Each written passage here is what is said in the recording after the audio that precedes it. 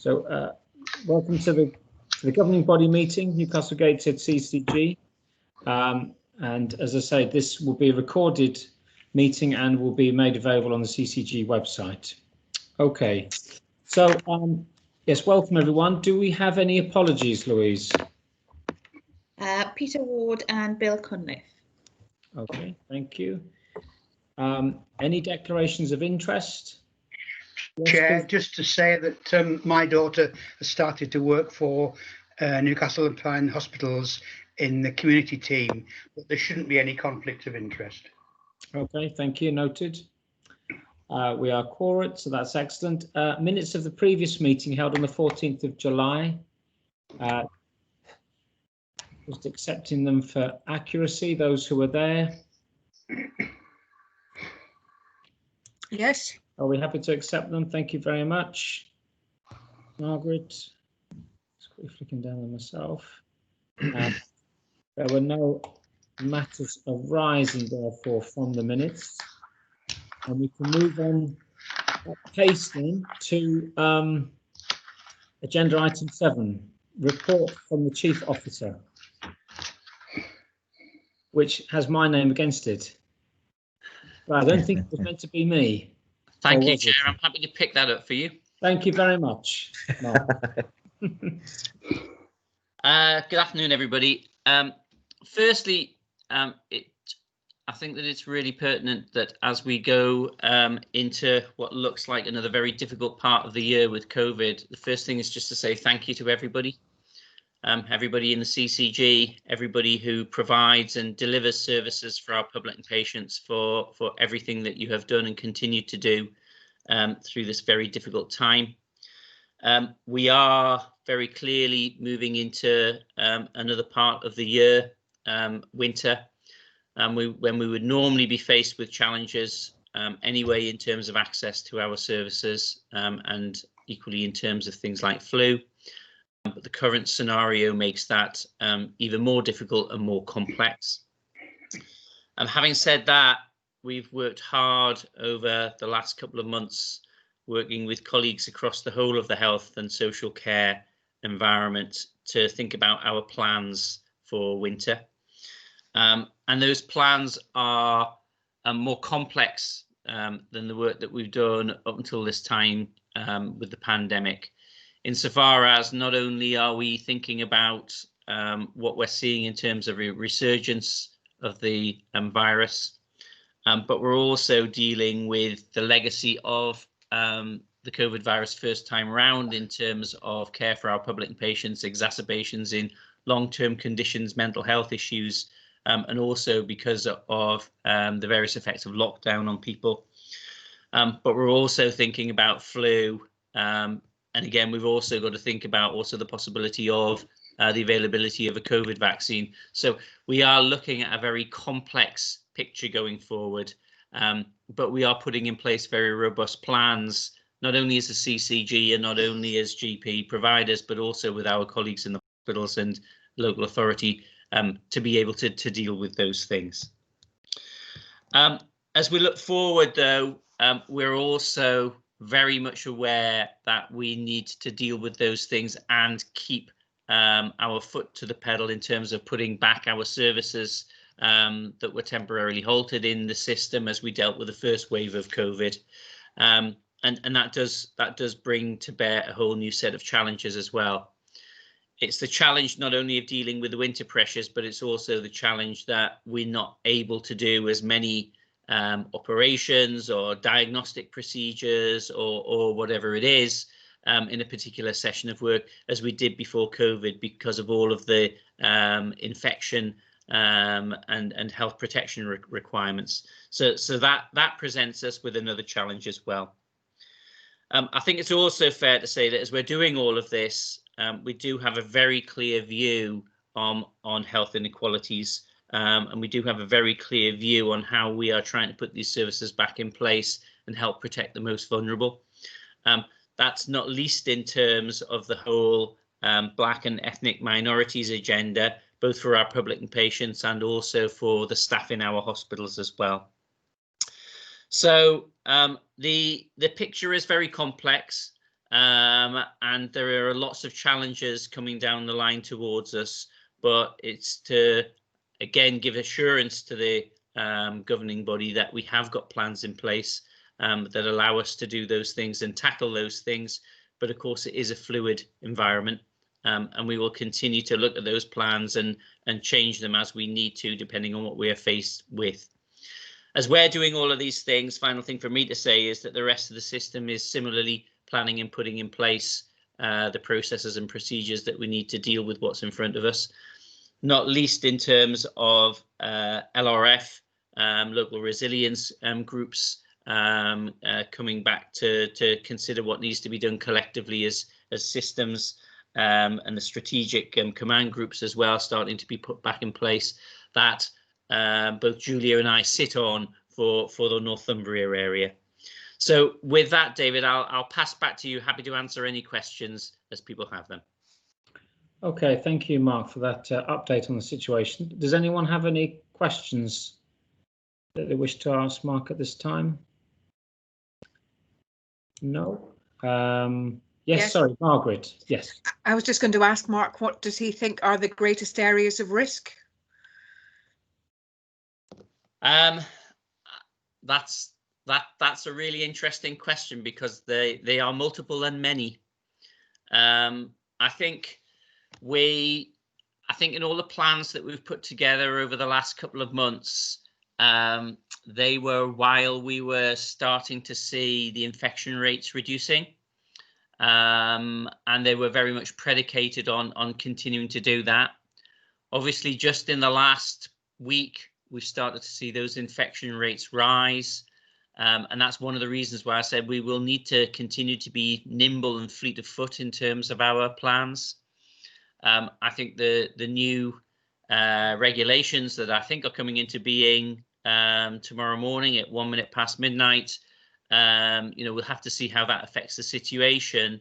But at the moment, that's probably the biggest risk that we see, and we'll flex our plans accordingly. But then sitting behind that, there are all of the other things that we deal with on a day-to-day basis, such as the financial regime, such as how we continue to get hospitals in patients into hospitals for their pre-arranged procedures and operations, etc. So it is a very complex scenario, but those are probably the biggest things in my mind at the moment. Okay, thank you. If we have no more questions, we'll move on to agenda item 8, public and patient issues, and we have several agenda items here. I don't know whether Paul or Mandy are with us to talk about agenda item 8.1, or are all these items going to be dealt with by yourself, Chris Piercy? I'm happy to do that if that's helpful. I don't think Mandy or... That's fine.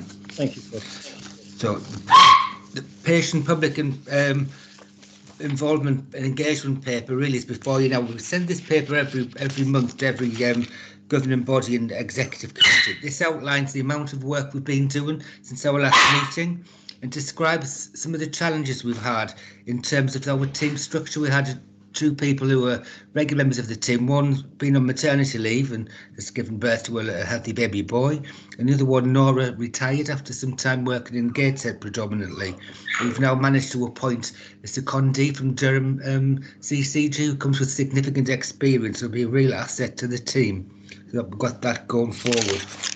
Lots of areas of work we've been involved in particularly COVID-19 has made us use different techniques I think we've talked about before and other services like the mental health services. So we're exploring how we can do things differently and using the outcome of the report from the engagement session we had in February when we met all our people who are part of our forums to get views and comments and share future opportunities from, helping us to shape that. So with that in mind, our next meeting will be next Monday, will be on a virtual meeting using this kind of media so that we can get people back engaged again.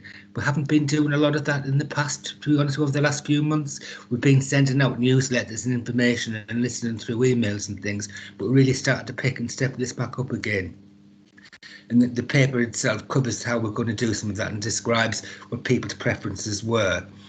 A lot of work still continues to be done in the SEND agenda in Newcastle in particular, where you remember there was a review of SEND arrangements in Newcastle, which we resulted in needing to have a written statement of action. And I'm pleased to say we've made significant progress in Newcastle in terms of the SEND agenda and what's happening there. We've managed to appoint a really significant participation officer who was really engaged with the young people and making a big difference there with the young people and their families and their parents. We continue to do the year of care work, which is something that's a regular piece of work, which we've got a really sound group of people together with that, and we work on to listen to what their needs are and how we can manage to make that more effective, to get the reviews and all the rest of the things they require in an effective way. And more recently, we've been having a review of our website. And I think it's either just been launched or about to be launched. It's a revised website, so people will be able to have a look at that should they want to do that. I won't say anything else other than that, but other than to say we tried now to get back onto a new way of engaging with the public to keep them up to speed with what's happening and get their views and comments. Happy to take any questions.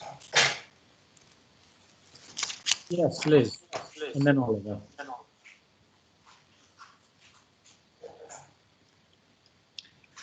Liz, you might be on mute. It was only, hi Chris, I just the response rate, and it looks like there was only like 30% to the questionnaire. Did the Involve North East, did they kind of try and engage the other 70% of people at all, or to look at that sample that didn't? Because I can see 30% are generally white British females between 50 and 70. So I'm just wondering what the plans are to engage a much more diverse group. I mean, you've got 107, I think, that have expressed interest in being engaged, but then only the 30% responded to it. Yeah. Involved North East did go back and ask people to send reminders out, and they did do separate arrangements for some of the I suppose protected groups. We still struggle with that, Liz, if I'm honest with you. And more recently, we've recommissioned Harif in Newcastle to work across Newcastle and Gateshead to work with us on our black and minority ethnic population to improve engagement there, because it has been a challenge. And for wrong, we tend to recruit easier more white middle class people who've retired. I think it's the nature of the work and the nature of their availability and their interest, wanting to use their experience to help to shape the future NHS. But we constantly try to find new ways of engaging with people in different age groups and different backgrounds. Any ideas we'd welcome to use them. It's just, if you've got this Involved North East, they say they specialise in involvement and engagement. So we do have them that, yeah, we do, and that's who we're working with to use different methods and get more groups involved. You'll have to get them out here and just report. Okay. It's been recorded. Thank you. Yes, thanks, Chris. Oliver, someone else had their hand up. Was it Oliver? Yes. Yes. I mean, just for context, 30% actually isn't a terrible response rate for a questionnaire of that sort. It's the nature of questionnaires that they tend to be difficult. I was just interested that some of the other methods that perhaps were less popular but might generate some extra engagement, some like having things left online where people can comment, is that still something that you might explore? We absolutely will do, although we'll be still some of the other methods we will be doing. What we're going to try and do is have what I'll describe as a blended method approach, and not one method fits everybody. So trying to be as flexible as we can be to engage with that broader population where it's possible. Great. Thank you very much. Thank you. If we can move on then to agenda item 8.2, the adult safeguarding report, Chris. Yeah, I wasn't going to say much about the next three reports, other than to say they're a summary of the year's activity for all three of those reports, which describe the CCG's priorities and how we link and work with our partner organisations in terms of the safeguarding agenda and looked after children agenda. They're intended to give the governing body assurance as to what activity we've been involved in this agenda for everybody, making sure safeguarding is everybody's business. I think we've had some significant challenges across the safeguarding gender arena, particularly around the COVID period, where we know that there's been some hidden going on, starting to come to light now. They're not really covered in any detail in this report, but you will see in future reports to the governing body some of the impact of COVID and what we needed to do to step up to that, and not just our own organisation but the partner organisations we're working with. An interesting area of benefit with COVID, again, we talked before about the impact we've been able to improve access for people with mental health problems, for example. We also found we've been doing some pilots and tests and how we can engage easier and make it easier for GPs to engage in strategy meetings for safeguarding by using Teams methods, and that's proven to be successful where we've tried it, and it saves the GP having to write a report and all those things that go with that. So again, we're exploring lots of other opportunities as a result of COVID. I'm happy to take questions on the individual reports. We're starting with the safeguarding adult report. Okay, thank you, Chris. Michael. Yeah, Chris, in terms of COVID-19, obviously this is an unknown quantity. I just wonder if and when things get pretty bad with COVID-19, will there be any resources to support safeguarding work? Any extra resources? Extra resources, I wouldn't like to commit. As I say, we will have extra resources. What we are doing is currently already working proactively with our partner organisations to make sure we can be ready to manage anything that might come through there. And that's not just health partner organisations, it's obviously the police, the fire and rescue service, the local authorities. So there's a range of people from different organisations to respond. And it's how we use all of that collective resource effectively is what the secret is with this one, I think. Okay. Thank you for that. Anyone else? Liz, your hand's up. Is that from a previous hand? No, it's a new hand. Good, yes. It's just about looking at the domestic homicide, thinking along those lines. What's happening with refuges in Gateshead and Newcastle? Have they been closed in the last 10 years because of austerity, or what is the capacity of women's refuges now? To be honest, I couldn't answer the question directly, Liz, but I know there's still opportunities there for women and for men who are suffering from domestic abuse, domestic situations where they can be supported, and the police and local authority have access to those facilities. We certainly, from a health perspective, would support anybody who required to be, accessing such a facility. I'm not aware of any big issues that have come to my attention. Okay. Thank you for that. If we can move on then, we have on the agenda, I'm looking at Neil, questions from the public, and obviously we're working in a new world, and I wonder if we're able to make a comment about how we intend to hear from the public as part of these public meetings. Yeah, so thanks, David. We are moving towards live streaming these events, but as a step towards that, we're recording today's session and we're going to host it on our website as soon as we can after the event. We did invite questions from members of the public through the press and through our social media accounts online, just to see if there's anything they wanted to raise on the agenda. We didn't receive any questions this time, but yeah, we're conscious that we're going to be working in this way for some time, so we need to try and engage digitally where we can. So we're trying out recording this time and editing it and seeing what we need to learn from this experience, and then next time hopefully live streaming the event, which we can have more interaction with the public going forward. And it might be that that actually it becomes more accessible to people. I know people, we've all struggled at times to get to meetings, and for the public sometimes locations haven't always been ideal, and it may be going forwards we have more input from the public, which I think would be welcomed. Yeah. I'm just conscious that Mark left the call, and we're just checking on our numbers. Neil, Jackie's also needing to leave. Are we still? Yeah, we're still okay. Yes. Okay. Yeah. Thanks for that. So if we can move on to agenda item 9 then, and it's the Quality Finance and Performance Report, and I've got Dominic and Joe's names against this item, please.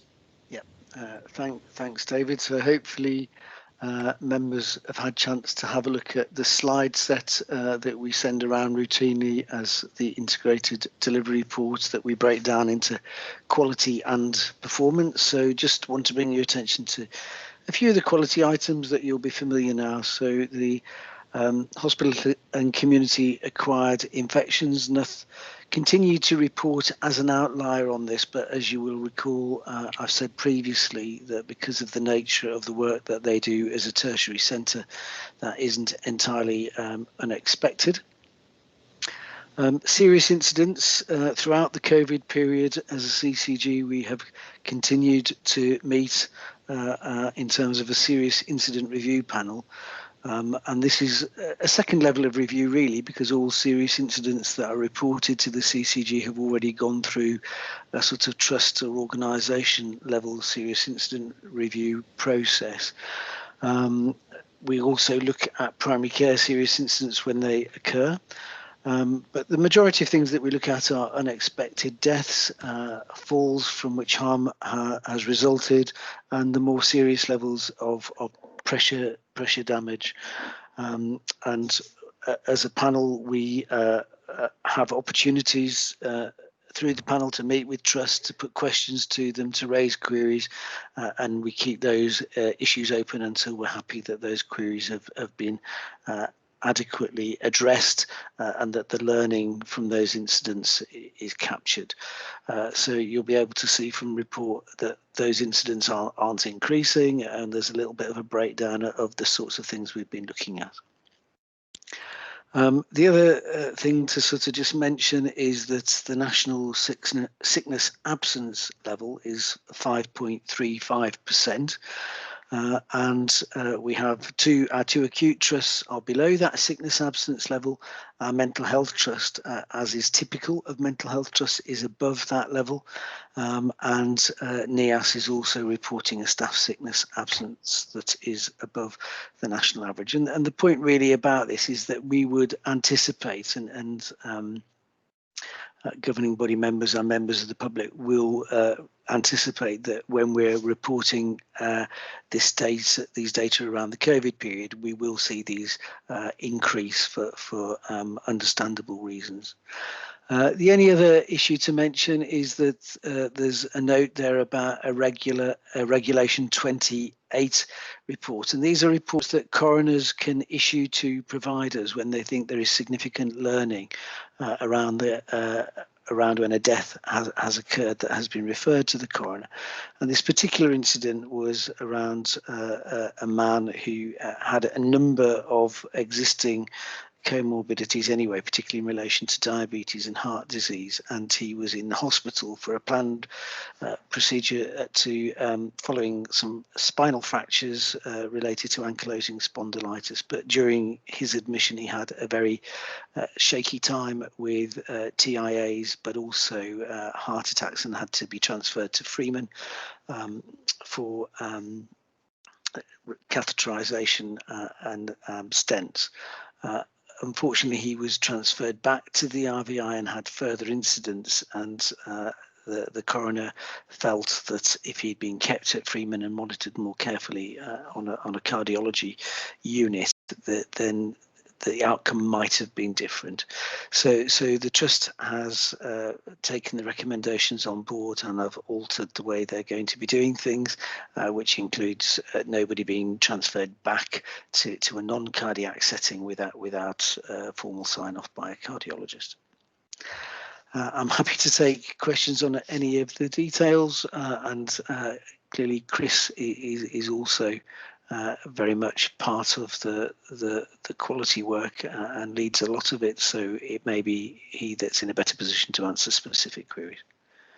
Can I just say, I think it's reassuring to note that we continue to monitor quality and safety closely, because there might be an impression that the focus has been so much on getting stuff done at pace and at scale around coronavirus that other things have been set aside, but obviously the quality and safety issues have continued to be monitored closely, and we've worked well with our trust to ensure that that's the case. So that's good to see. I did see a couple of hands, but I don't know whether they've come down, and we'll move on to performance next. Okay, if we can move on then. Anything further to Okay, say? thanks, Chair. Yes, thank you. Okay, thanks, Chair. I'm just picking up performance issues, and if I can ask you, be cited on page 12, which is the performance dashboard for the CCG, but also it also illustrates a provider view of the constitutional targets. But just picking up the constitutional targets are set out on page 12.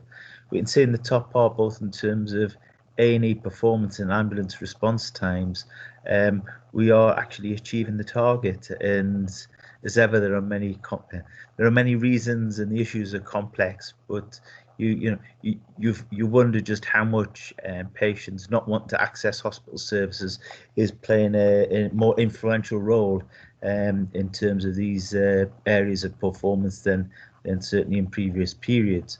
But as I say, both in terms of A&E, we're running at an in-month position of 98% against the 4-hour target, and a year-to-date position of over 96%. And you can see in the dashboard there the ambulance response times across the various categories, bearing in mind what I'd said earlier in the AGM about performance for the whole of 1920. I also highlighted the issues around referral to treatment times, RTT. We can see there that significant deterioration, both in terms of the percentage of patients that have been seen within 18 weeks against a target of 92%.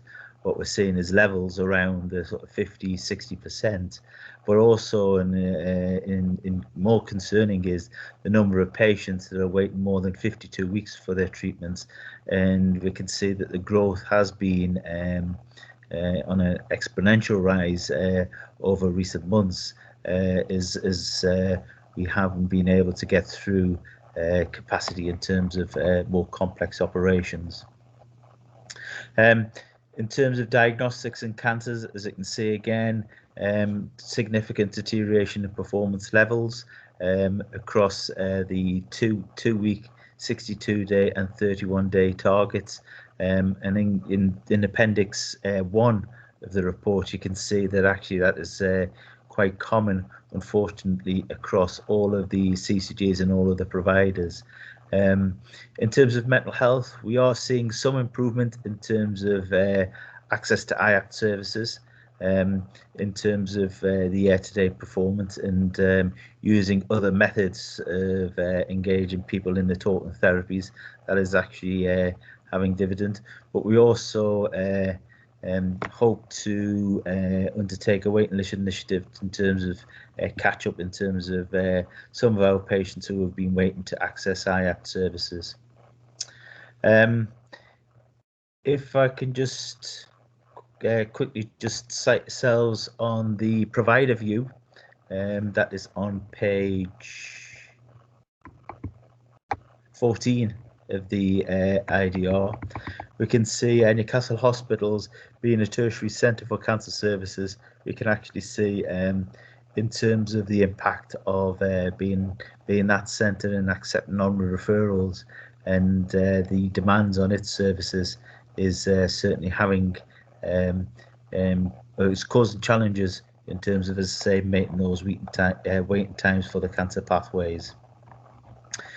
If I can then just turn to the money for the financial year, rather than go through what's in the report, simply because we've now had a clearer picture of what is happening for the remainder of the financial year, and if I can just sort of apprise the governing body of just the headlines as we continue to work on what the allocations mean for us for the remainder of the year.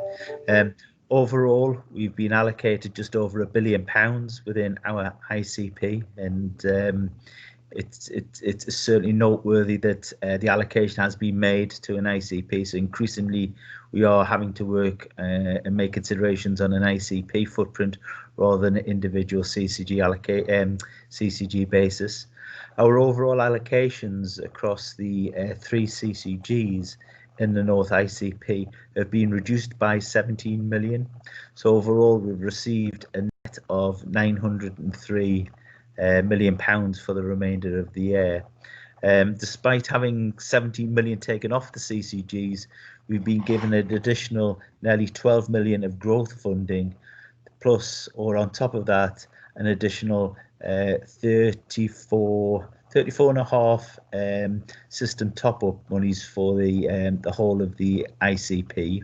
So that's about another 45 million, and on top of that is another 71.5 million pounds worth of COVID funding.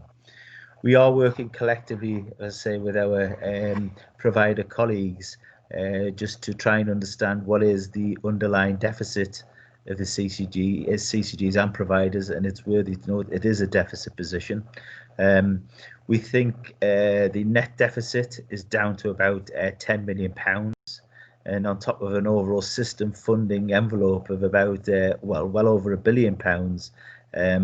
We think with a fair wind we can get all of the organisations into financial balance, and we will continue to work on cost avoidance measures or how we can attract further income to close that gap. We do have to submit our financial plan by the 5th of October, and we are still actually waiting further information about additional allocations. My point I'm coming to, if I may, Chair, is on the basis we do have to submit something by the 5th of October with the governance body's permission, and we, as I say, we are still working collectively on the financial position. If I can just seek action from the governing body to the chair and the chair of the audit committee, and if other members of the audit committee want to a briefing session before the 5th of October,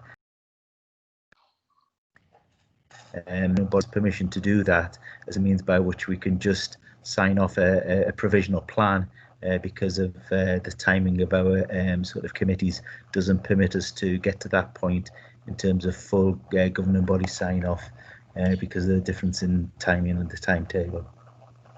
Okay. I'm happy to agree with that, Joe. I'm not doing anything else the next 6 months anyway. So, does anyone else have any comments? Are we in agreement with that way to proceed then? Is that all right, Michael, from your point of view? Yeah. Okay. Yes. Okay, that's fine then, Joe. Is that all right then? We've got consensus from the governing body to proceed on that basis. Is it anything? I'm grateful. Thank you. Is there anything further you wanted to say?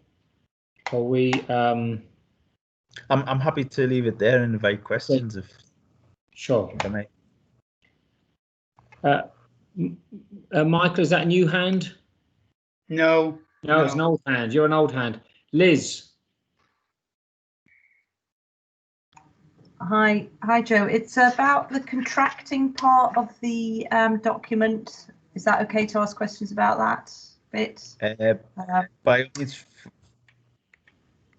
Yeah. So there's you're talking about how great it is. Obviously the hospitals are doing a significant amount of non-face-to-face contacts now. So you're getting consultants doing outpatient appointments via telephone and video. That's great. The thing is that then if the patient needs a prescription in that scenario, we need to enable hospital doctors to be able to send prescriptions to community pharmacists, because if not, you know what's going to happen. It's going to be GPs get more workload in terms of admin. So I was wondering if there were any plans afoot to get hospital doctors to be able to send prescriptions to community pharmacists if we are moving to this telephone and video consultations. Dominic, do you want to just talk about your conversations with the trusts? Yeah, so the trusts are exploring this, and I think there are two potential issues that may present challenges. So one is the digital technology to allow the e-prescribing to happen in hospital trusts in the same way that it does in primary care, because their electronic clinical record doesn't facilitate that in the same way. And secondly, there is a revenue implication, because hospital trusts have their own dispensing pharmacies, which clearly have a significant amount of dispensing, and if that dispensing is all moved into community pharmacy as opposed to the outpatient pharmacy, that has a revenue implication for the trust which affects many of its other services. So it's not something that they can undertake without doing a full financial appraisal of what impact it would have, as well as the technological challenge of making their electronic clinical record work. Having said that, I know that both trusts are looking at how they might be able to enable that, and the interim solutions have been around the trusts either delivering medication that was immediately necessary to patients' homes, so that's been the Newcastle solution, or arranging for relatives or other people to sort of collect medications and deliver them to patients who would not be able to make journeys to collect from hospital outpatient pharmacies. Okay, thank you. David, yeah. Sorry, can I just explain why I didn't dwell on the contracting bit, and forgive me, Liz. In essence, the contract system has been suspended whilst we have a COVID financial framework, and PBR has been suspended. I think I've already talked about the underlying challenges around activity and trying to get people back into their elective pathways, and Liz has already sort of picked up on a point. What we're seeing in terms of outpatients is a lot more advice and guidance, a lot more online sort of consultations rather than the face-to-face consultations, and that does have consequences that sort of Liz has just highlighted, one of many. Okay, thank you, Joe. If we can move on. Oh, sorry, Liz, come back. Yep. Can I just say that? So the advice and guidance, so the consultants don't get paid for doing that, is that right? It's not in their contract. No, they do get a payment for advice and guidance. So it's a different tariff to the outpatient tariff, but it's worked into their block if they're on a block contract, or if when they were on tariff there was a different tariff for advice and guidance, which was significantly lower than the outpatient tariff. Okay. Thank you. Moving on, if that's okay. So we've got no public health updates to report. Neil, I don't know if you had anything. No, we didn't receive anything. Obviously, I think they're particularly busy at this point in time with COVID, and I think we have touched. I think Mark touched on it at the start around the current situation around COVID-19, which is obviously occupying a lot of their time, and I think you gave us some high-level sort of feedback on that situation. So we'll move on to agenda item 11. Again, Neil, 11.1, a paper with your name against it. Yeah, no problem. It's a very short paper, and it's a paper we bring annually to the governing body. Firstly, apologies that it's a bit later in the year than we usually bring this. We usually have a look at this in March, April time, but what with everything else going on, understandably, we push this back further along the agenda. So the corporate principles are something that support the vision of the CCG and guide the work of teams and staff members. And they're based on, I guess, our commissioning intentions and statutory functions and duties of the CCG. And they're used as a framework really to, well, a few things, but inform and guide objective settings for members of staff and personal development plans, and we use them as part of our appraisals, but it also provides the framework for the risk assurance framework that we follow. So I wasn't going to go through the paper in detail. We took this to executive committee, and we had a discussion at CNT about this, and really the principles we looked at are been refreshed from the previous year, and we haven't changed them significantly. We've got 8, I guess, corporate principles as part of the document, primarily around achieving our statutory duties, engaging in strategic planning, delivering all of the Commission's health services, and public and patient involvement, and the list goes on. So again, it's a document that, like I say, provides a framework for a few things to help staff understand how the work delivered funnels up to the corporate principles. And And I was just going to invite comments and hopefully ask the governing body to approve for another year. Okay, thank you, Neil. Do we have any comments, Neil? Liz? Yeah, Neil. It's number 4, the corporate principle. I agree with everything else on it. It's all great. Number 4, I'm not quite sure what it means when it says deliver the CCG vision of improving patient involvement, experience and outcomes through transformation. Through transformation of who, what does that mean really? That's just my comment on it. Yeah, I suppose it could be taken into my take on that one is transformation of services that we commission. But I take your point. It's open to interpretation, that one. But we can certainly clarify it if or have another discussion around whether that's detailed enough or appropriate enough. We try to strike the balance of it being these being quite broad principles that we can deliver a lot of our objectives underneath. But yeah, take your point that transformation of what is it the patient experience, is it the commission services? I've always taken it about the commission services, but I can certainly spell that out. Just the word transformation, it has a kind of magical thing to me. What it actually means is difficult. Can I just bring in Mark? You've got your hand up, is it? Yeah, I think it was pretty specifically around transformation and the development of services. So it's that continual development, tuning, whether it's fine tuning or some kind of radical specification change, but it's of the services that we commission. Does that help, Liz? I don't think we need help. I just think it just needs clarification, really. And I think that sometimes people read these things and they just think it's a load of business talk, jargon. And I just think it would be good to, transformation is a very trendy word, isn't it now? Everything has to be transformed. So I just think if you're going to use that word, can you please clarify it? That's what fine. I would say.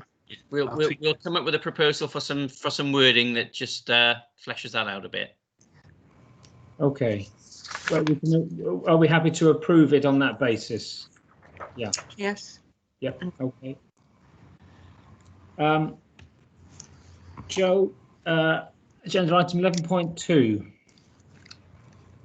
Yes, I'm just checking them off. Yes, thank you, Chair. So this is the Q1 HR report. For the quarter, we've taken on a net increase of 8 new hires. That's net. Contrary to popular belief, one of them is not a dog. In terms of sickness absence, we have seen continued progress in terms of levels of sickness absence due to stress, anxiety and depression. Our largest cause is other known causes at 21%. It's probably fair to say that staff are very stressed at the moment, very challenged, and the organisation sort of is running hot. We are trying to do as much as we can to sort of engage staff, and clearly with home working, it is a different way of working, and we're constantly asking staff, are there other ways in which we can sort of use Teams and use other means just for social engagement as much as sort of work engagement, just to make sure that they are feeling engaged and not isolated as sort of home working can sort of feel at times. In terms of the 12 months rolling sickness absence rate, because of small number and a relatively small organisation, we are at the upper quartile in terms of our other CCGs by way of the 12 months rolling sickness absence rate. However, that position we continue to work on in terms of trying to improve individuals who are on long-term sickness absence. If I can come down, sorry, my screen has frozen. Everyone still hear me all right? Yes. Yeah, okay, I shall continue.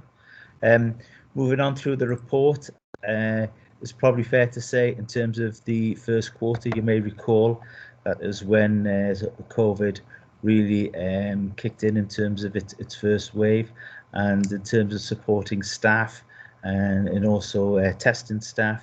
We can see as in the report, we did have a number of positive cases, a small number. However, that wasn't an outbreak as such, and those individuals continue to sort of make sort of full recovery, and were certainly not off sick for any length of time, which is great. In terms of the building, and thinking about on a small number of staff who do need to come into the building for a number of reasons. The building has been certified as COVID safe. We do have a standing operating procedure in terms of that staff need to adhere to when coming to the building.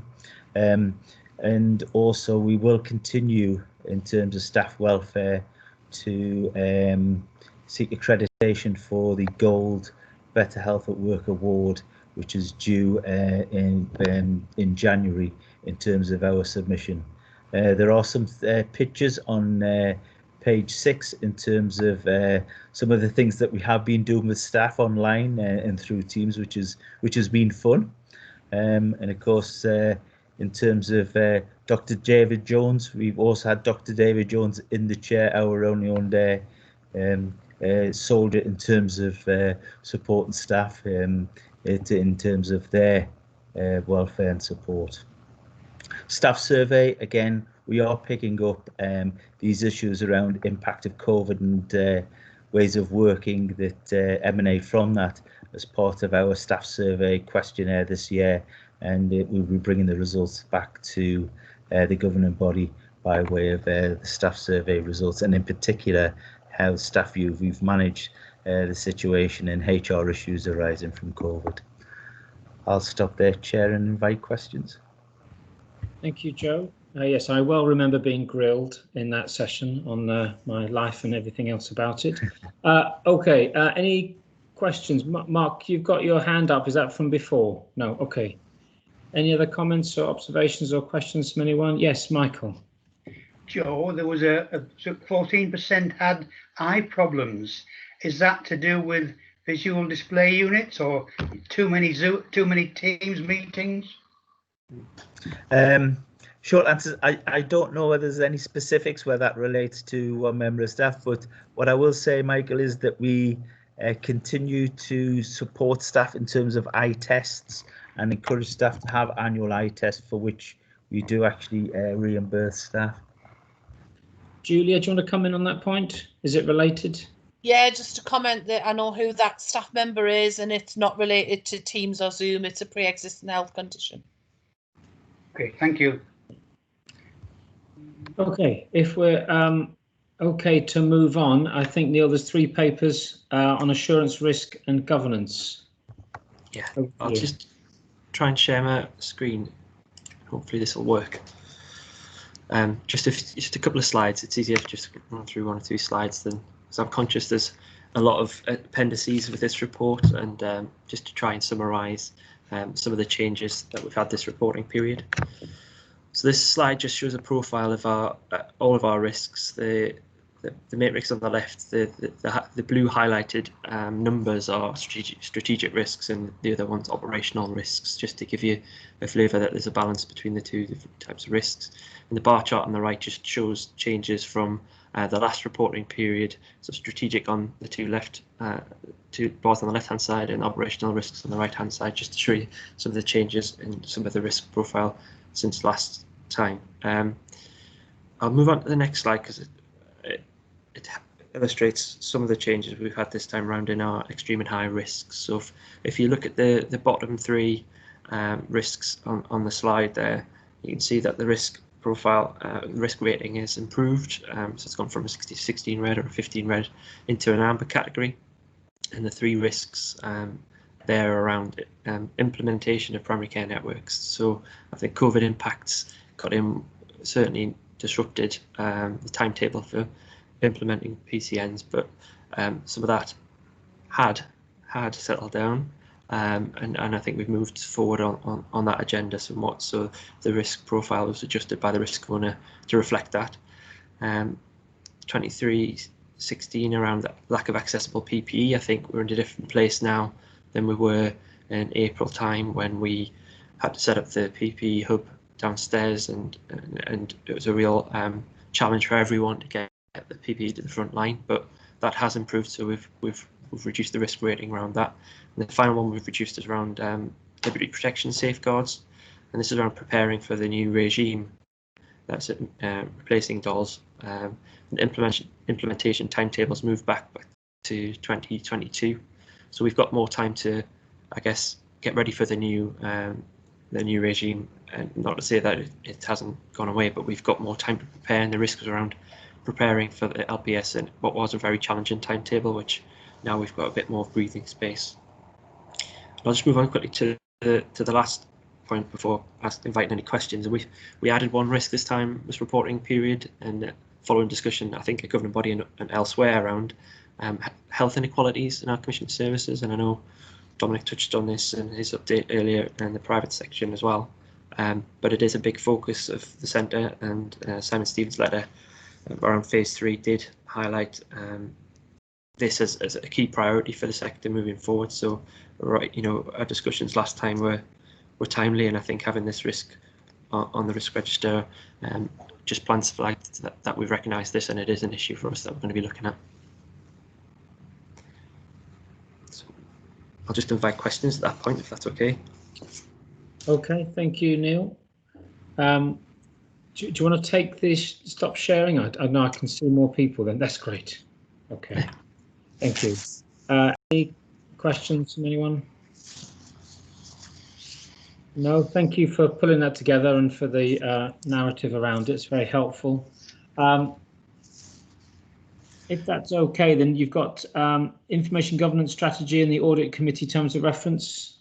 Yeah, I'll be very brief for these. Yep. The information governance strategy is a document, again, we bring annually.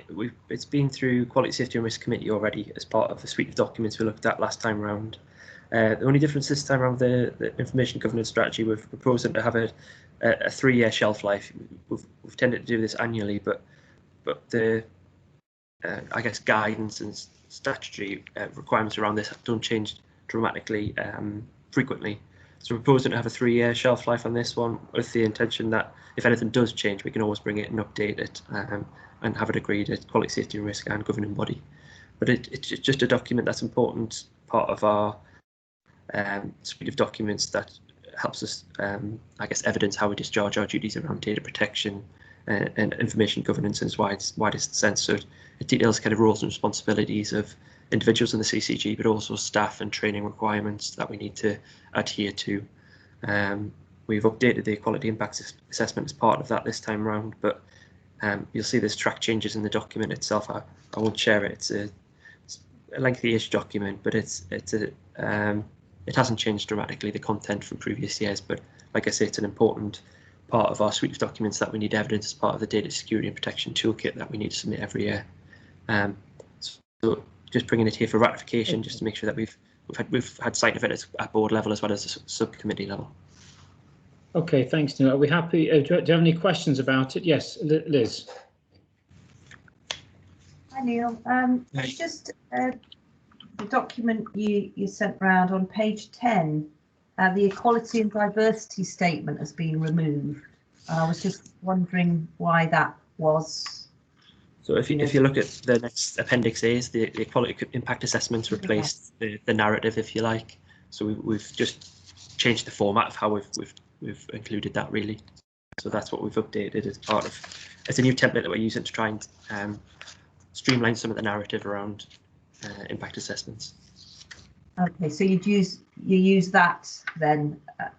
So you don't need to actually put anything in about equality diversity. You just have that in the appendix. Yes, yeah. So in the appendix, it allows you to put any context in there that's necessary to the individual report or policy that we're looking at.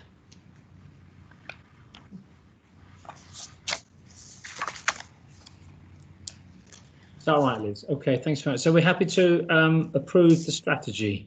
I guess is the question for the governing body. Got people nodding. Oh, Jeff, sorry. Yeah, sorry for the late hand. Couldn't find the button.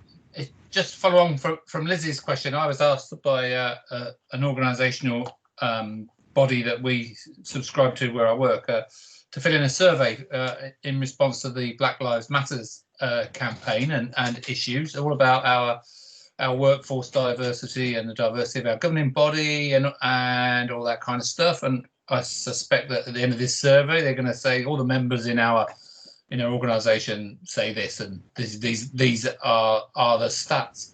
Is there any coordinated effort within the NHS to do something similar, or any indication that might happen when there is capacity to do it?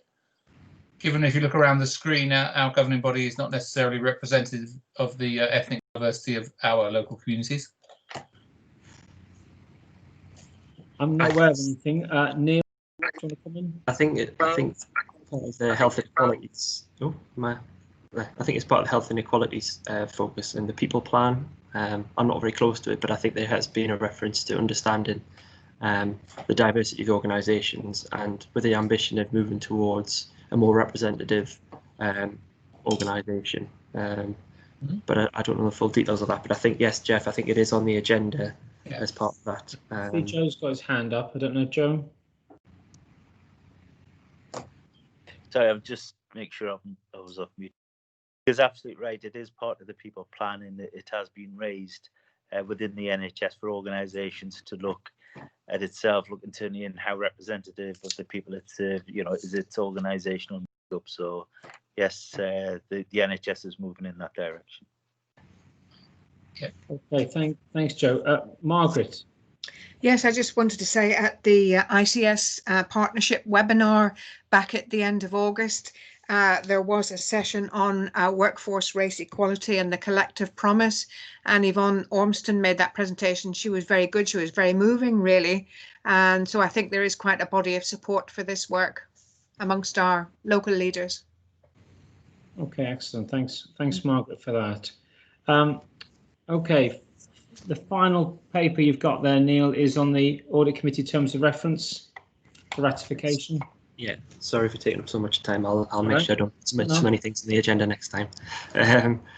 This is I'll be very brief. We're just required to review terms of reference for committees and subcommittees annually, and we did that at Audit Committee this time around in September. One or two very minor changes, but not changing the role or remit of the committee at all. So just bringing the proposed changes here for ratification, and we'll get those renewed for another 12 months. Okay, thank you. Any questions before we agree to ratify? Are we happy to ratify the terms of reference? Joe, is your hand just come? No, that's fine. You're happy to agree. Okay, great. Thanks very much. Thanks, Neil, for those papers. We have just items for consideration and some enclosures on minutes and reports from other meetings. I don't know if anyone has any questions about any of those. No, good. Okay, excellent. Thanks very much. Right, I think that concludes our meeting. Thank you for bearing with the technology and all those any sort of issues around that. The next governing body, full governing body, is on the 24th of November. I haven't got a time in there, but it says at Riverside House, but I would imagine it will be in your libraries, offices, consulting rooms, kitchens, as it is this time. So thank you for joining us today, and we'll call the meeting to a close now. Thanks, David. Thank you.